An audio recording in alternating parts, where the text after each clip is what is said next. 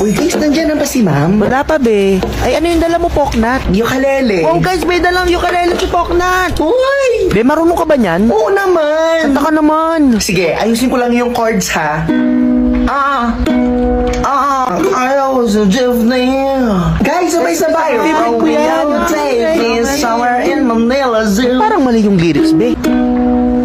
Ako'y sa'yo, ikaw ay akin. Times are like under the moon. Alam ko yung chords yan, Dami be. mo namang alam, be. Yung ganito? Oo, ganyan. Love's cause, takot na ko masugot. Masintonado ka pa sa ukulele, Eh, di ko Poknat. na lang tumugtog.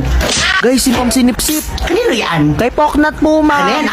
Akin na. Hala, nasamsam pa nga. Naiyak na yan. Di kayo bawal magdala ng ganito sa school. Uy! Kunin sa faculty ko after class. Gusto mo ng bago? Eh di click mo yung link sa bio ko. Uy!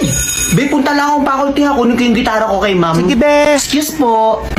It's late in the evening. Wow ha? Uy!